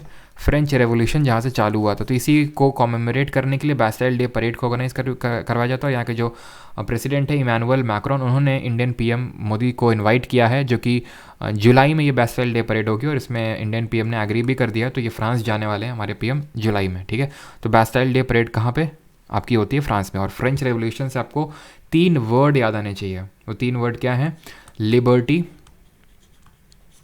इक्वालिटी और फ्रैटर्निटी, जो हमने अपने प्रियम्बल में भी ले रखे हैं, है ना। और ये हमने फ्रेंच रेवोल्यूशन से ली। लिबर्टी कितने टाइप की? Liberty of thought, expression, belief, faith and worship, 5 तरह की। इक्वालिटी कितने तरह की है? 2 तरह की, स्टेटस, अपॉर्चुनिटी। और फ्रैटर्निटी हमारी 1 तरह की है। उसी तरह अच्छा आप ये बताइए, जो जस्टिस के प्रिंसिपल हैं वो हमने किस कंट्री से लिए हैं? लिबर्टी, इक्वालिटी, फ्रैटर्निटी तो फ्रांस से लिया है।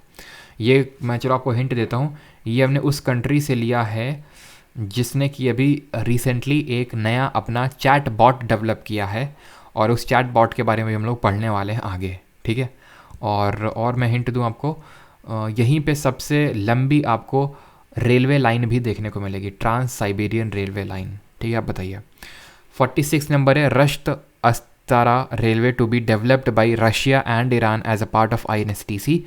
तो ये INSTC क्या, पहले वो समझ लो। तो ये है आपका इंटरनेशनल नॉर्थ साउथ कॉरिडोर। ये एक्चुअल में कॉन्सेप्ट इंडिया, रशिया और ईरान ने रखा था कि ये सुएज़ कैनाल बहुत लंबा पड़ जाता है। ये सुएज़ कैनाल आप जानते हैं, तो जो भी हमारा पूरा ट्रेड होता है, इसी वजह से सुएज़ कैनाल बहुत इंपॉर्टेंट है। और इसीलिए ही हमने जो इजिप्ट के हमारे प्रेसिडेंट थे अब्दे फतेह अल सीसी, उनको अपने अभी जो रिपब्लिक डे हुआ था उसमें बुलाया था। इसीलिए बुलाया था, इसलिए नहीं बुलाया था कि बहुत अच्छे दिखते हैं वो, ठीक है। ये कोई ना कोई इंटरेस्ट होगा, हर कंट्री का कोई ना कोई इंटरेस्ट होता है।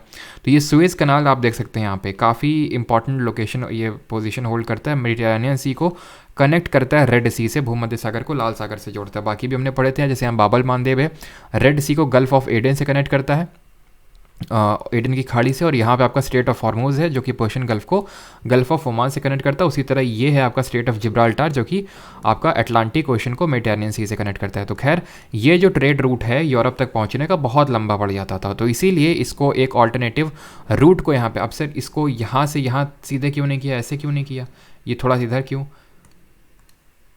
गंदगी फैली हुई ना यहाँ पे, इसलिए थोड़ा सा कोने से हट के जाना पड़ता है हमें यहाँ पे, ठीक है।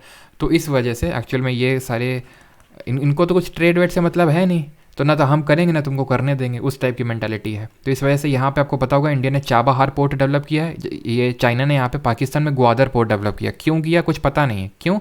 ये गधे हैं, गधे इसलिए क्योंकि इनको पता नहीं है कि यहाँ पे इनका पहले से कराची पोर्ट है, जो कि काफ़ी बड़ा पोर्ट है, ठीक है। और चाइना ने यहाँ पे ग्वादर पोर्ट डेवलप कर दिया। अब इनकी हालत ख़राब हो गई और चाइना के चंगुल में फंस गया, जो उसकी चाइना की डेट ट्रैप पॉलिसी है कि भाई पहले वो इन्वेस्ट करेगा, फिर इनसे इक्विटी ले लेगा, और उसको जैसे कि यहाँ हम्बन टोटा पोर्ट को 99 साल के लिए लीज पे ले लिया। खैर उस पर हम ज़्यादा नहीं जाते हैं। तो एक तरह से हमारे ट्रेड रूट को अच्छा करने के लिए INSTC international north south corridor को ये डेवलप किया जा रहा है। उसी के तहत ही ईरान और रशिया ने ये डील साइन की है, रश्त अस्तारा लाइन। अभी रश्त कहाँ पड़ती जगह? रश्त पड़ती है ईरान में। अब अस्तारा तुम्हें लगेगा कि ये रशिया में पड़ती है, बिल्कुल नहीं। अस्तारा आपकी पड़ती है एज़रबाईजान में, ठीक है, एज़रबाईजान में, ठीक है। और ठीक है, तो यहाँ पे ये चीज़ आपको पता होना चाहिए कि रश्त अस्तारा एयरलाइन के रिगार्डिंग डील्स किसके बीच में हुई है? ईरान और रशिया के बीच में, ठीक है। अगले क्वेश्चन पे आते हैं। 42nd आसियान समिट, ये हो रही है आपकी इंडोनेशिया में, 42वें आसियान जो सम्मेलन है। अब आसियान से आपको याद आना चाहिए, नवंबर का करंट अफेयर्स था, हम लोगों ने पढ़ा था कि ईस्ट जो तिमोर डिस्ट्रिक्ट है, ईस्ट तिमोर जो है उसको 11th मेंबर बनाया गया है आसियान में, ईस्ट तिमोर को। इससे पहले आपके 10 थे और वो आपको याद होने चाहिए। और आसियान के रिगार्डिंग आपको ये पता होना चाहिए कि इंडिया इसका मेंबर नहीं है। पहली बात तो ये साउथ ईस्ट एशिया के जो नेशंस हैं उनका ही एसोसिएशन है, हम साउथ एशिया में आते हैं, साउथ ईस्ट में नहीं, ठीक है। तभी हम पॉलिसी भी चलाते हैं, एक्ट ईस्ट पॉलिसी है ना, 1967 में ये बना था। इसका हेडक्वार्टर है जकार्ता इंडोनेशिया में, ठीक है, जकार्ता इंडोनेशिया में इसका हेडक्वार्टर है। कंट्रीज़ को अगर आप याद रखना चाहते हैं तो इस ट्रिक से याद रख सकते हैं, MBBS के IPL TV, ठीक है, MBBS के IPL TV। M से हो जाएगा यहाँ पे आपका म्यांमार, ठीक है, म्यांमार। B से हो जाएगा, सॉरी म्यांमार मत याद करो, M से म्यांमार भी है लेकिन M से मालदीव से याद कर लो, दैट विल बी बेटर। क्यों? क्योंकि B से बर्मा आपको करना पड़ेगा, और बर्मा आप जानते हैं किसका पुराना नाम है, किस कंट्री का, तो बर्मा है म्यांमार का। तो B से आपका एक्चुअली बर्मा तो मैंने लिखा है ट्रिक बनाने के लिए, लेकिन एक्चुअली में आप जानते हैं म्यांमार है वो, ठीक है। इस B से आपका ब्रूने, ठीक है। S से है आपका सिंगापुर, ठीक है, सिंगापुर। K से है आपका कंबोडिया, ठीक है, कंबोडिया। I से है आपका इंडोनेशिया, ठीक है, इंडोनेशिया। P से है आपका फिलीपींस, फिलीपींस। L से है आपका लाओस, ठीक है। T से है थाईलैंड, और V से है आपका वियतनाम। तो इस ट्रिक से आप याद कर सकते हैं सारी कंट्रीज़ को जो कि आसियान के मेंबर्स हैं। अगले क्वेश्चन पे आते हैं, LIBOR to be replaced by SOFR. अब ये है क्या? तो इसका फुल फॉर्म है लंदन इंटरबैंक ऑफर रेट, ठीक है। यहाँ पे मैं लिख देता हूँ लंदन इंटरबैंक ऑफर रेट। तो अभी RBI ने बोला है कि 1 जुलाई से पहले तक सभी इंडियन बैंक्स लिबोर से सॉफर में शिफ्ट कर जाएंगी। सॉफर नहीं यूज़ करना है तो भाई एक आपका modified Mumbai interbank forward outright rate होता है, उसको यूज़ करो, लेकिन लिबोर को नहीं। क्यों?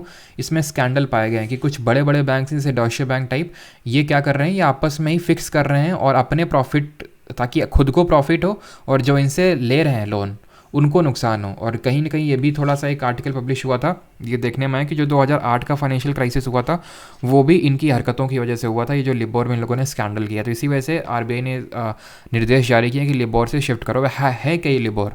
तो एक्चुअली में एक बेंचमार्क होता है for setting different interest rates. तो मैंने आपको जैसे स्टैटिक जब पढ़ा रहा था तो मैंने आपको कॉल मनी मार्केट पढ़ाया था, ठीक है। तो उसमें मैंने आपको बताया था कि जो भी हमारे बैंक्स आपस में लेंडिंग एक्टिविटी करते हैं, मतलब लेंड करता है, कोई लेता है, कोई देता है लोन को। ओवरनाइट लोन्स होते हैं, शॉर्ट टर्म के लिए होते हैं, कुछ थोड़े से लॉन्ग टर्म के लिए होते हैं। तो वो जो कॉल मनी मार्केट होता है उसमें जो इंटरेस्ट रेट हमारे काम करते हैं वो इसी पे बेस काम करते हैं। मतलब आप इसके डीप में मत जाओ, मतलब बहुत ज़्यादा डीप है ये लिबोर। मतलब सारी बैंक्स कितना क्या सेटल कर रहे हैं उस हिसाब से डेली ये चेंज होता है लिबोर। तो सॉफर क्या है, इसका फुल फॉर्म क्या आपको पता होना चाहिए। तो ये आपका सिक्योर्ड, ठीक है, सिक्योर्ड ओवरनाइट फाइनेंसिंग रेट, ठीक है, फाइनेंसिंग रेट, ये आपका सॉफर, ठीक। अगले पे आते हैं, तो यहाँ पे आप देख सकते हैं इतना ज़्यादा डीप में पढ़ने की जरूरत नहीं, बस एक बार इस पे आप गो थ्रू कर सकते हैं। 49 पे आते हैं, giga chat developed by Russia's Sberbank, कैसे प्रोनाउंस करते हैं इसको, स्बर बैंक, ठीक है, बर बैंक इसको प्रोनाउंस कर देते हैं। तो रशिया की इस बैंक ने गीगा चैट जो यहाँ का खुद का एक तरह से चैट GPT का राइवल लॉन्च किया है, स्पर बैंक, ठीक है। और गूगल का क्या है, गूगल का बार्ड चैट बॉट है। इंडिया ने खुद कौन सा डेवलप करवाया है एक्चुअल में इससे चैट GPT को कौन ओन करता है, मेजर शेयर होल्डिंग इसमें माइक्रोसॉफ्ट की है, ठीक है। तो ये आप जानते हैं चैट GPT हैं क्या, ये सब टूल्स हैं, AI टूल्स हैं, ठीक है, एक तरह के। तो उसी को ही क्योंकि काफ़ी ज़्यादा न्यूज़ में है और काफ़ी रेवोल्यूशनरी पोटेंशियल इस वजह से ही काफ़ी न्यूज़ में रहते हैं। और इसमें चैट GPT में मुझे ऐसा लगता है कि इसका फुल फॉर्म पूछा जा सकता है किसी न किसी एग्जाम में। तो याद रखिएगा चैट GPT में GPT stands for generative pre trend, ठीक है, प्री ट्रेंड ट्रांसफॉर्मर, ठीक है, ये फुल फॉर्म होता है इसमें GPT का। तो याद रखना बार्ड गूगल का है और लेक्सी इंडिया ने डेवलप करवाया है चैट GPT वालों से। गॉड फादर कहे जाते हैं आर्टिफिशियल इंटेलिजेंस के जॉफ्री हिंटन, ठीक है। और इन्होंने आर्टिफिशियल इंटेलिजेंस से के जो मिसयूजेस हैं या फिर इसका जो एक तरह से पोटेंशियल तो काफ़ी है, लेकिन इसका जो डाउन साइड है उसको लेकर इन्होंने अवगत करवाया कि godfather of AI issues warning about bad actors using AI। It is hard to see how you can prevent the bad actors from using it for bad things. कैसे आप prevent करेंगे, मेन ये है, क्योंकि technology तो हर एक इंसान के एक तरह से हाथ में है, ठीक है। उससे कुछ भी चेंजेस, कुछ भी खिलवाड़, कुछ भी फेक न्यूज़, कुछ भी एक तरह से राइट तक न जाने क्या क्या करवाया जा सकता है, ठीक है, इस एआई का यूज़ करके है। तो उसको लेके गॉड फादर जो हमारे ऑफ एआई कहे जाते हैं, जॉफ्री हिंटन, उन्होंने अवेयर करवाया है। 51st करंट अफेयर है, छत्रपति शिवाजी का जो हमारा स्टैच्यू है उसको मॉरिशस में इंस्टॉल किया गया है। 52nd पे आते हैं, 2023 इंटरनेशनल बुकर प्राइज़, 2023 का इंटरनेशनल बुकर प्राइज़ ये जॉर्जी जोस्पोंदिनोव को मिला है, जो कि बुल्गारिया से बिलोंग करते हैं। पहली बार किसी बुल्गारियन को ये बुकर प्राइज़ मिला है। टाइम शेल्टर के लिए इनको मिला ये, ठीक है, टाइम शेल्टर बुक के लिए मिला है 2023 का इंटरनेशनल बुकर प्राइज़। और 2022 का आप जानते हैं गीतांजलि श्री को मिला था, ठीक है, टूम्ब ऑफ सैंड के लिए, रेत का टीला, गीतांजलि श्री और डेजी रॉकवेल को, ठीक है। 53rd पे आते हैं, PM Modi received the highest honour of Papua New Guinea. तो Narendra Modi conferred with Papua New Guinea and Fiji's highest honour, क्योंकि अभी मैंने बताया था, ठीक है, जो फिपिक कॉन्फ्रेंस हुई थी उसमें यहाँ पे गए थे, जो आपकी पापुआ न्यू गिनिया में हुई थी। और ये कंट्रीज़ जो है काफ़ी छोटी छोटी आइलैंड कंट्रीज़ है, तो जस्ट एज एन ऑनर कि मतलब वही है ना कि जिस जहाँ कोई नहीं आता वहाँ कोई अगर आ जाता है तो उनके लिए काफ़ी बड़ी बात होती है। तो इसीलिए जो है इनको अवार्ड कर दिया हमारे पीएम मोदी जी को विद हाईएस्ट यहाँ का जो ऑनर होता है। अगले आप क्वेश्चन पे आते हैं 54th। तो इंडिया जो है अपना नया कॉन्सुलेट खोलेगा ब्रिस्बेन में। ब्रिस्बेन कहाँ पड़ता है? ऑस्ट्रेलिया में, ठीक है। आपने सुना होगा एम्बेसी के बारे में। तो एम्बेसी क्या होता है, कॉन्सुलेट क्या होता है? तो एम्बेसी एक बड़ा टर्म होता है, यानी एक कंट्री में हमारी एक एम्बेसी होती है। ब्रिस्बेन क्या है? ब्रिस्बेन एक तरह से जैसे यूपी हमारे यहाँ पे, ठीक है, स्टेट टाइप आप मान सकते हैं ब्रिस्बेन, ठीक है। तो वहाँ पे हमने एक कॉन्सुलेट खोला है। कॉन्सुलेट काफ़ी छोटा एक होता है, आपका जो एम्बेसी होता है वो काफ़ी बड़ी होती है और वो कंट्री में एक ही होती है, ठीक है। तो ब्रिस्बेन ऑस्ट्रेलिया में न्यू कॉन्सुलेट खोला गया है। 55th करंट अफेयर की बात करें, Indian railways handed over 20 broad gauge locomotives to Bangladesh. तो हमने बांग्लादेश को 20 ब्रॉड गेज लोकोमोटिव सौंपे हैं, और ये एक तरह से इंडिया बांग्लादेश के बीच रिलेशनशिप है उनको और स्ट्रेंथन करने के लिए किया गया है, ठीक है। 56 पे आते हैं, और ये पता होना चाहिए कि बांग्लादेश के अभी रिसेंट में प्रेसिडेंट भी चुने गए थे, शहाबुद्दीन चप्पू, है ना, वो पता होना चाहिए आपको। 56 पे आते हैं, Ireland set to become first country in the world to enforce mandatory health advisories on alcohol. Ireland शराब पर अनिवार्य स्वास्थ्य सलाह लागू करने वाला दुनिया का पहला देश बन गया है। ये अभी से लागू नहीं होगा, इसमें आई थिंक तकरीबन 2 से 3 साल का टाइम दिया गया है कि भाई आप टाइम ले लो अपना, और उसके बाद ये उस डेट तक ये पूरा सब कुछ हो जाना चाहिए, यानी कि मैंडेटरी आपकी हेल्थ एडवाइजरी होनी चाहिए बॉटल्स पे। फिर अगला करंट अफेयर्स है आपका कि इंडिया और ऑस्ट्रेलिया ने माइग्रेशन एंड मोबिलिटी, साथ ही साथ green hydrogen task force develop करने को लेकर यहाँ पे एग्रीमेंट साइन किए हैं, ठीक है। तो 2 एग्रीमेंट साइन हुए माइग्रेशन मोबिलिटी पार्टनरशिप को लेकर और green hydrogen task force setup करने के लिए इंडिया और ऑस्ट्रेलिया के बीच में। और पिछले साल ही एक ECTA भी साइन हुआ था, ठीक है, economic cooperation and trade agreement. तो इंडिया ऑस्ट्रेलिया के बीच में ही साइन हुआ था, और अभी फिर से ये मोबिलिटी माइग्रेशन पार्टनरशिप और साथ ही साथ ग्रीन हाइड्रोजन टास्क फोर्स को सेटअप किया जाएगा। बाकी आपको ये पता होना चाहिए Australia is a quad member, ये आपका एक क्वाड मेंबर है। क्वाड में हमारे 4 कंट्रीज़ आते हैं, ठीक है, इंडिया, ऑस्ट्रेलिया, जापान और USA। और जितनी भी हमारी क्वाड कंट्रीज़ हैं उनके साथ हम 2+2 डायलॉग भी करते हैं, ये भी पता होना चाहिए। 2+2 डायलॉग क्या होता है? जहाँ पे हमारा इंटरनेशनल अफेयर्स, जो हमारा एक्सटर्नल अफेयर्स मिनिस्टर होते हैं और जो डिफेंस मिनिस्टर होते हैं, यानी विदेश मंत्री और रक्षा मंत्री इंडिया के, और जो हमारी दूसरी काउंटर पार्ट है, यानी कि अगर ऑस्ट्रेलिया है या फिर जापान है या फिर USA है, तो उसके दोनों मिनिस्टर्स आते हैं और उनके बीच में जो एक तरह से मीट होती है उसको हम 2+2, या फिर जो डायलॉग होता है उसको हम 2+2 डायलॉग बोलते हैं, ठीक है। 58 नंबर पे आते हैं, 76th session of world health assembly, ये हुई आपकी जेनेवा स्विट्ज़रलैंड में। और पीएम मोदी ने क्योंकि इसको एड्रेस किया था, तो इस वजह से थोड़ी सी इंपॉर्टेंट हो जाती है कि वर्ल्ड हेल्थ असेंबली की जो 76 सेशन हुआ है वो आपका जेनेवा स्विट्ज़रलैंड में हुआ है। अब आते हैं अपने स्पोर्ट्स के करंट अफेयर्स पे। पहला करंट अफेयर है यहाँ पे आपका हमारा, स्वास्तिक राज रनकी रेड्डी और चिराग शेट्टी ने बैडमिंटन एशिया चैम्पियनशिप अभी हाल ही में जीता है, जो कि आपका दुबई UAE में हुआ था, ठीक है। वैसे उतना ज़्यादा तो इम्पॉर्टेंट नहीं है कि कहाँ पे हुआ था, बट फिर भी ये पता होना चाहिए कि आपसे ऐसे पूछा सकता है कि इनका संबंध किस खेल से है, ठीक है। तो स्वास्तिक राज रनकी रेड्डी और चिराग शेट्टी आपके बैडमिंटन से रिलेटेड हैं। अगला है 68th number, Geoffrey Emmanuel, he has become the first Indian to participate in FIM world junior, जो GP वर्ल्ड चैम्पियनशिप होती है मोटर बाइक की, उसमें पार्टिसिपेट करने वाले पहले बन गए जियोफ्री इमानुअल। 61st पे आते हैं, शबनम इस्माइल साउथ अफ्रीका की टॉप पेसर थी, इन्होंने रिटायरमेंट ले लिया अभी, और काफ़ी मतलब साउथ अफ्रीका की काफ़ी जानी चर्चित खिलाड़ी हैं ये, इस वजह से थोड़ा सा इंपॉर्टेंट है शबनम इस्माइल। 62 नंबर पे आते हैं Madrid open, very very important current affair. तो मैड्रिड ओपन 2023 की अगर बात करें तो मेन की कैटेगरी में कार्लोस अल्कराज ने जीता जो कि स्पेन के हैं, ठीक है। और अगर वेमेन कैटेगरी में जीता है अरांका सबलेंका ने जो कि बेलारूस से हैं, ठीक है। बेलारूस से अभी न्यूज़ भी था करंट अफेयर्स में ही कुछ 1-2 दिन पहले का कि कोई और ये मतलब ओपन खेल रही थी और यूक्रेन इनकी काउंटर पार्ट थी, ठीक है। उन्होंने हाथ नहीं मिला तो इस वजह से थोड़ा सा न्यूज़ में आ गया था, क्योंकि बेलारूस जो है वो रशिया का सपोर्ट कर रहा है रशिया यूक्रेन वॉर में, तो इस वजह से, ठीक है। तो अराना सबलेंका ये आपकी विमेन कैटेगरी में जीता मैड्रिड ओपन। 63 नंबर पे आते हैं Laureus sports person of the year का अवार्ड मिला है लियोनेल मेसी को मेन की कैटेगरी में। और स्पोर्ट्स विमेन की अगर बात करें तो शेरली एन फ्रेज़र, इनके बारे में तो आप जानते होंगे, अर्जेंटीना के फुटबॉलर हैं। और शेरली एन जो फ्रेज़र हैं ये एथलीट हैं, जमाइकन एथलीट हैं, ठीक है। जमाइका से बिलोंग करती हैं, जमाइकन एथलीट हैं ये, ठीक है। रेसर हैं, पेसर हैं, ठीक है। अगले क्वेश्चन पे आते हैं 64th। Praveen Chithravel is related to triple jump. तो इन्होंने अभी एक नया रिकॉर्ड सेटअप किया है ट्रिपल जंप को लेकर, इस वजह से न्यूज़ में थे, तो बस आपको ये पता होना चाहिए किस खेल से संबंधित है। तो Praveen Chithravel is related to triple jump, ठीक है। चित्र तो ऐसे याद रख सकते हो, ट्रिपल जंप, ठीक है।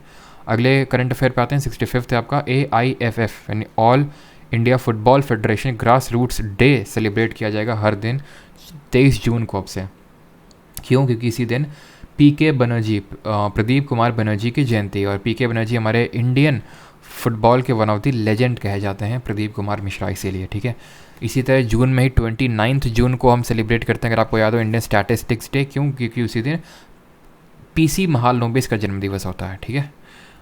आगे आते हैं 66 नंबर पे, फास्टेस्ट 5000 रन ODI रन बनाने वाले पहले क्रिकेटर बन चुके हैं बाबर आजम, ठीक है। फास्टेस्ट 5000 रन बनाए इन्होंने। कितनी इनिंग्स ली है इन्होंने? टोटल 97। हाशिम अमला इसमें पहले टॉप पे थे, 101 इनिंग्स ली थी इन्होंने। विवियन रिचर्ड्स ने 114, विराट कोहली ने भी 114 ली थी इनिंग्स। तो बाबर आजम ने जो है सबका रिकॉर्ड ब्रेक किया है। अगले क्वेश्चन पे आते हैं 67th। गटका जो एक मार्शल डांस है पंजाब का, उसको 37th नेशनल गेम्स जो कि गोवा में होंगे उसमें एज अ स्पोर्ट्स इंक्लूड किया गया है। गटका एक मार्शल डांस है, जिस तरह हमने पढ़ा था अपने स्टैटिक वाले पोर्शन में, ठीक है, कि थांगटा कहाँ का है? मणिपुर का है। आपका जो मार्शल डांस है थोड़ा हिमाचल का है, कलरीपयट्टू आपका केरल का है। ये सारा आपको मार्शल डांस पता होने चाहिए, खासकर SSC एग्जाम्स पर्सपेक्टिव से। इटालियन ओपन 2023 ये डैनियल मेडवेडेव ने जीता है मेन की कैटेगरी में, और विमेन की कैटेगरी में एलेना रैबाकिना ने जीता है। ये आपके रशिया से बिलोंग करते हैं, ठीक है, और ये बिलोंग करती हैं कज़ाकिस्तान से, तो ये कज़ाक प्लेयर है, ठीक। अगले करंट अफेयर्स पे बढ़ते हैं। अब यहाँ से हमारा स्टार्ट होता है मिसलेनियस सेक्शन वाला पोर्शन, ठीक है। 69th नंबर है RBI और BIS यानी कि रिजर्व बैंक ऑफ इंडिया और बैंक ऑफ इंटरनेशनल सेटलमेंट ने G20 टेक स्प्रिंट 2023 लॉन्च किया है, ठीक है। तो इसके तहत होता क्या है कि बाकी मतलब किस तरह से और टेक्नोलॉजिकल इनोवेशन लाए जा सकते हैं उसके ऊपर काम होता है। बाकी इसमें ज़्यादा डीप में जाने की ज़रूरत नहीं है अनटिल अनलेस कि आप बैंकिंग की प्रिपरेशन कर रहे हो। बस इतना पता होना चाहिए कि RBI और BIS ने G20 टेक स्प्रिंट 2023 इन्होंने लॉन्च किया, ठीक है। 70th नंबर पे आते हैं पंडित रामकिशन, जो कि हमारे पूर्व सांसद थे लोकसभा, हैं पूर्व लोकसभा सांसद हैं, मतलब लोकसभा सांसद थे पूर्व, लेकिन मतलब ऐसा नहीं कि इनकी डेथ हो गई है। अभी भी इनकी जो एज है वो 97 ईयर्स है। और ये जो आपकी अगर आपको याद हो जो कांग्रेस सोशलिस्ट पार्टी बनी थी, एक्चुअली में इन्होंने समाजवाद के लिए बहुत काम किया है, इसलिए इनको शताब्दी पुरुष की उपाधि मिली है at the 97 years of age. Congress socialist जो पार्टी बनी थी, अगर आपको याद हो 1936 में, आचार्य नारायण देव, ठीक है, JP नारायण, मीनू मसानी, है ना, इन सब लोगों ने जो पार्टी बनाई थी उसमें भी इन्वॉल्व थे, ठीक है, कहीं ना कहीं उस पार्टी में फाउंडिंग मेंबर में तो इन्वॉल्व नहीं थे, लेकिन उस पार्टी से इन्वॉल्व थे और काफ़ी इन्होंने काम किया है। जो डिप्रेस क्लासेस ऑफ सोसाइटी है वुमेंस के लिए काफ़ी काम किया है, इसी वजह से इनको शताब्दी पुरुष की उपाधि मिली है पंडित रामकिशन जी को, ठीक है। 71st नंबर पर आते हैं, Ajay Banga becomes the 40th president of World Bank. तो विश्व बैंक के 14वें राष्ट्रपति प्रेसिडेंट बने हैं अजय बांगा, जो कि पूर्व मास्टर कार्ड जो है उसके पूर्व CEO भी रह चुके हैं। तो जो बाइडेन ने इनको नॉमिनेट किया था इसके लिए, और ये अभी बन चुके हैं। और वर्ल्ड बैंक का हेडक्वार्टर कहाँ पे है? तो वर्ल्ड बैंक का हेडक्वार्टर पता होना चाहिए, वाशिंगटन DC में है, ठीक है। और ये एक तरह का आपका जो ब्रिटेन वुड कॉन्फ्रेंस हुई थी उसके तहत ये बना था। जैसे हमारा IMF हो गया, international monetary fund, world bank, वो सब ब्रिटेन वुड कॉन्फ्रेंस के तहत बने थे, जो हम लोग स्टार्टिंग में देख चुके हैं। 72 नंबर पे आते हैं, मिलेट्स एक्सपीरियंस सेंटर लॉन्च किया गया है दिल्ली हाट में, ठीक है। तो दिल्ली हाट में ऑर्गेनाइज हुई थी, जहाँ पे मिलेट्स एक्सपीरियंस सेंटर को लॉन्च किया गया। मिलेट्स क्यों इतना इंपॉर्टेंट है? बिकॉज 2023 जो है 2023 इसको इंटरनेशनल ईयर्स ऑफ मिलेट घोषित किया गया है। मिलेट होता है कि हमारा ये मोटा अनाज होता है, जैसे बाजरा, रागी, ज्वार, ये सब आता है। इसको श्री अन्न का नाम भी दिया गया है, ठीक है, श्री अन्न भी बोला गया है, ठीक। अगले क्वेश्चन पे आते हैं 73rd, made in India 75 years of business and enterprise. ये बुक लिखी है अमिताभ कांत ने, ठीक है। Made in India 75 years of business and enterprise, ठीक है। अमिताभ कांत पूर्व CEO थे हमारे नीति आयोग के, जो कि करंट में कौन है? BVR सुब्रमण्यम है। और अमिताभ कांत जो है अभी जो G20 चल रहा है उसके शेरपा भी नियुक्त किए गए, इसी वजह से इनको CEO पद से निकलना पड़ा, जो अभी BVR सुब्रमण्यम है। और आपको बताना है कमेंट में कि अभी करंट में वाइस चेयरपर्सन कौन है हमारे नीति आयोग के, क्योंकि नीति आयोग का जो चेयरपर्सन होता है आप जानते हैं कि हमारे PM होते हैं, ठीक है। Mir is the payment system of, तो जिस तरह हमारा रुपए पेमेंट सिस्टम है उसी तरह ही रशिया का है मीर। और ये मतलब इंडिया और रशिया में बात चल रही है कि किस तरह से रशिया रुपए को यूज़ करेगा और जो इंडियंस हैं वो किस तरह से मीर का यूज़ कर सकते हैं, ताकि तुरंत मतलब जो ट्रांजैक्शन करने हैं उसमें कोई भी दिक्कत ना आए। तो आपको बस इतना पता होना चाहिए कि मीर क्या है, एक तरह का पेमेंट सिस्टम है रशिया का। 75th पे आते हैं, न्यू प्रेसिडेंट बने हैं पैराग्वे के सैंटियागो पेना, ठीक है।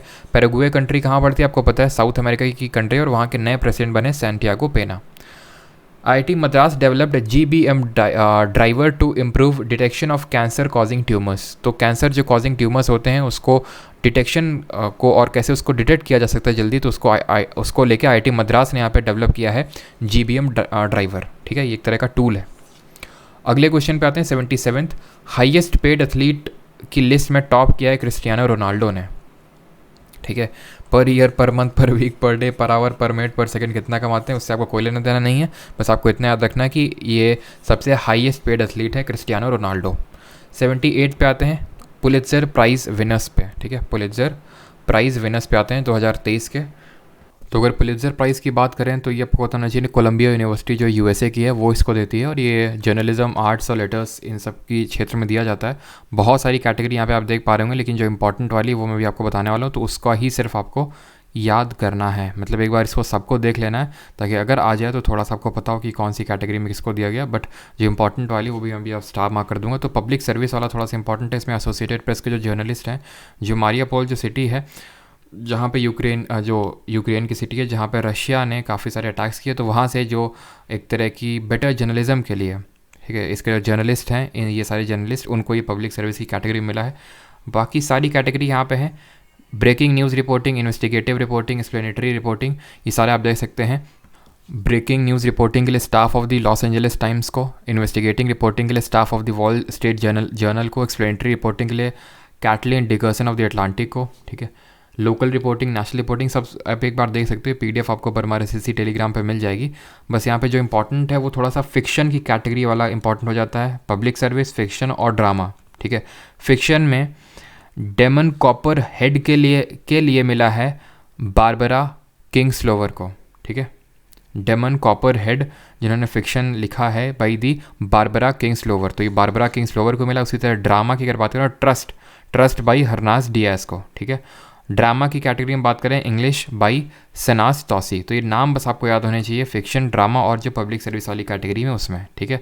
बाकी हिस्ट्री में अगर बात करें, फ्रीडम्स डोमिनियन के लिए असागा, फ्रीडम्स डोमिनियन असागा और white resistance to federal power के लिए मिला बाई दी जेफरसन कोवी, तो जेफरसन कोवी को ये मिला है। और बायोग्राफी कैटेगरी में अगर बात करें तो बेवर्ली गेज को ये मिला है, ठीक है। B से बायोग्राफी और B से बेवर्ली गेज आप याद रख सकते हैं, ठीक है। बाकी यहाँ पे पोइट्री, म्यूज़िक आप इसको एक बार देख लो, बट उतना ज़्यादा इंपॉर्टेंट नहीं है जितना कि फिक्शन, ड्रामा और पब्लिक सर्विस है। Govind Swarup life time achievement award मिला है जयंत V नरलिकर को। तो Govind Swarup life time achievement ये मिलता क्यों है? ये एक्चुअल में गोविंद स्वरूप हमारे इंडिया के काफ़ी बड़े एस्ट्रोनॉमर थे, तो जो भी एस्ट्रोनॉमी के फील्ड में काफ़ी अच्छा काम करते हैं उनको ये अवार्ड दिया जाता है। एक्चुअल में जो फैमिली थी गोविंद स्वरूप जी की, वही अवार्ड देती है। 1 लाख का चेक देती है और कुछ और यहाँ पे चीज़ें देती है। बस आपको ये पता होना चाहिए कि Govind Swarup life time achievement award ये एस्ट्रोनॉमी की फील्ड में मिलता है और इस बार जयंत वी नरलिकर जी को मिला है। 88 नंबर करंट अफेयर आपका, फ्रांस का हाईएस्ट सिविलियन अवार्ड मिला है शेवलियर डी लीजन को। ये अवार्ड का नाम है एन चंद्रशेखरन को। ये हैं कौन? ये टाटा, जो आपका पूरा टाटा ग्रुप है उसके चेयरमैन है ये एन चंद्रशेखरन, और इनको अवार्ड मिला है शेवलियर डी ला लीजन, जो कि फ्रांस का हाईएस्ट सिविलियन अवार्ड है, और इनको अभी रिसेंट में पद्म भूषण अवार्ड भी मिला था। ठीक है, अगले क्वेश्चन पे आते हैं। और ये हमने नवंबर करंट अफेयर में देखा था कि आर्ट्स के क्षेत्र में जो फ्रांस का हाईएस्ट अवार्ड होता है वो मिला था हमारे अरुणा साई राम जी को। ठीक है, 81 करंट अफेयर पे आते हैं। The golden years the many joys of living a good long life, ये रस्किन बॉन्ड की किताब है। बस हमें किताब और ऑथर का नाम पता होना चाहिए क्योंकि रस्किन बॉन्ड ने लिखा है, इसलिए काफ़ी इंपॉर्टेंट हो जाता है क्योंकि इनकी बुक्स काफ़ी ज़्यादा इंपॉर्टेंट होती हैं एग्जाम पर्सपेक्टिव से। ठीक है, गट्स अमिड ब्लड बाथ, ये किसने लिखी है? ये लिखी है एक्चुअल में अंशुमान गायकवाड़ ने नहीं लिखी है, ये किताब लिखी है आदित्य भूषण ने, याद रखिएगा भाई, आदित्य भूषण। ठीक है, ये किताब है अंशुमान गायकवाड़, जो कि इंडियन टीम के एक काफ़ी जैसे सहवाग थे ना हमारे ओपनर, है ना, काफ़ी धाकड़ टाइप ओपनर, तो ऐसे ही टाइप थे अंशुमान गायकवाड़, तो उनके बारे में किताब है, लिखी अंकित भूषण ने है। ठीक है, 83 है।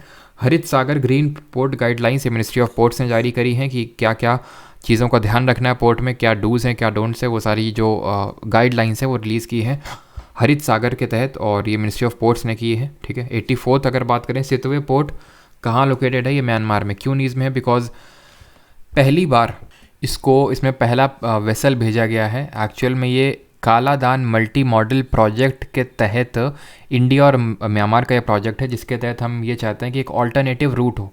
अब आपको भी पता है कि इंडिया का एक रूट है ऊपर से, है ना, वेस्ट बंगाल से रूट है नॉर्थ ईस्ट पहुंचने के लिए, लेकिन वो कितना संकीर्ण अगर आपने देखा, उसको बोलते हैं चिकन नेक कॉरिडोर या फिर सिलीगुड़ी कॉरिडोर। वो इतना छोटा है कि कल को अगर मान लेते हैं अनफॉर्चुनेटली चाइना के साथ वॉर होता है, तो अगर वो ब्लॉक हो जाता है तो फिर हम अपने नॉर्थ ईस्ट तक कैसे पहुंचेंगे? तो उसके लिए हम देखो, वो तो है ही, हम बांग्लादेश के साथ बेटर रिलेशन डेवलप कर सकें, ताकि कर रहे हैं ताकि कल को बांग्लादेश में भी हमें डायरेक्ट एक्सेस दे सके। अभी हमने देखा कि 20 ब्रॉड गॉज रेलवेज दिए हैं इंडियन रेलवे ने।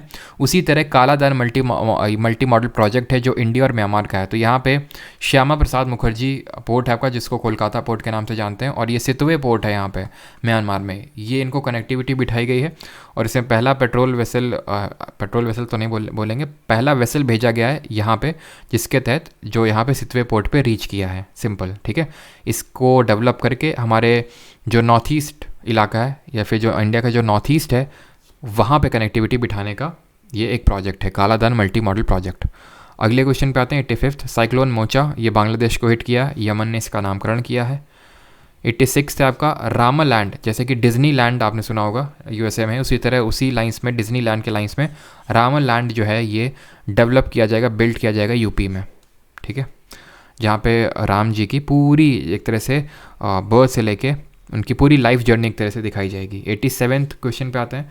हाइड्रोजन सल्फाइड गैस लीक हुई लुधियाना में, और जिसकी वजह से काफ़ी लोगों की यहाँ पे लुधियाना में डेथ भी हुई है। तो थोड़ा सा आपको पता होना चाहिए कि किस गैस की वजह से हुई है, हाइड्रोजन सल्फाइड, ठीक है, H2S, and this is the gas, ठीक है, गैस विद रॉटन एग स्मेल, है ना, रॉटन एग स्मेल, सड़े हुए अंडे वाली इसमें स्मेल होती है H2S हाइड्रोजन सल्फाइड में, और इसी गैस की लीकेज की वजह से लुधियाना में कुछ लोगों की डेथ हुई है। और इससे आपको याद आना चाहिए भोपाल गैस ट्रेजेडी के बारे में जो 1984 में हुई थी, यूनियन कार्बाइड, जहाँ पे मिथाइल आइसोसाइनेट गैस लीक हुआ था, ठीक है, मिथाइल आइसोसाइनेट, ठीक है। आगे बढ़ते हैं। 88 नंबर है।